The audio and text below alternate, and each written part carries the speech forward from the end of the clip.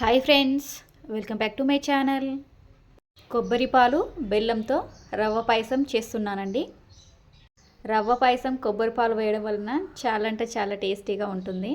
ఇలా నేను చేసే విధంగా రవ్వ పాయసం చేస్తే రవ్వ పాయసం ఇష్టపడని వాళ్ళు కూడా చాలా ఇష్టంగా తింటారు.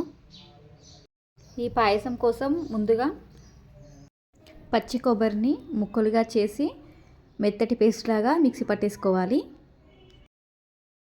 ఒక 2-3 పల్స్ ఇచ్చిన తర్వాత అందులో కొద్దిగా వాటర్ వేసి స్మూత్ పేస్ట్ లాగా మిక్సీ పట్టేసుకోవాలి.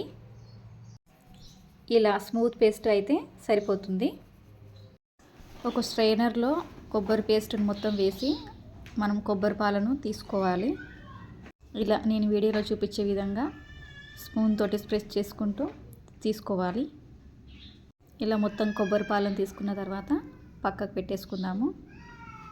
తర్వాత స్టవ్ ఆన్ చేసి ఒక బౌల్ పెట్టేసి అందులో 1 టేబుల్ స్పూన్ నెయ్యిని వేసుకోవాలి. తర్వాత ఒక చిన్న కప్పు రవ్వను తీసుకొని వేసుకోవాలి. రవ్వ సిమ్లో పెట్టి వేయించుకోండి. ఇలా కలుపుతూనే ఉండాలి. రవ్వని ఇలా కలపడం వలన మాడిపోకుండా ఉంటుంది. రవ్వ ఇలా వేగిపోతే సరిపోతుంది. స్టవ్ పైన దించేసి ఒక ప్లేట్లోకి వేసేసుకోవాలి. తర్వాత అదే బౌల్లో 1 టేబుల్ స్పూన్ నెయ్యిని వేసుకొని డ్రై ఫ్రూట్స్ని వేయించుకోవాలి. ఇక్కడ నేను కిస్మిస్, బాదం, కాజు తీసుకొని నేతిలో వేయించుకుంటున్నాను. ఇలా వేగిపోతే సరిపోతుంది. ఇలా వేగిన తర్వాత ఒక ప్లేట్లోకి తీసుకుందాము. అదే బౌల్లో ఫస్ట్ వేయించుకున్న రవ్వని వేసుకోవాలి. రవ్వ వేసుకున్నాక అందులో తగినంత వాటర్ని వేసుకోవాలి. వాటర్ వేసాక ఒకసారి కలుపుకోవాలి. ఇలా కలుపుకోవడం వలన ఉండలు కట్టకుండా ఉంటుంది.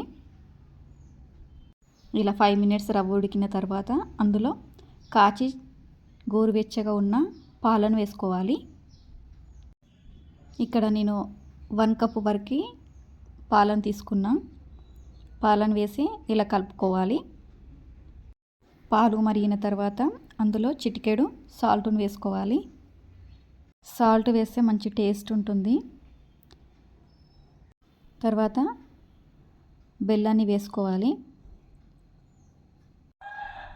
బెల్లం వేసుకునేటప్పుడు స్టవ్ సిమ్ములనే పెట్టి వేసుకోవాలి.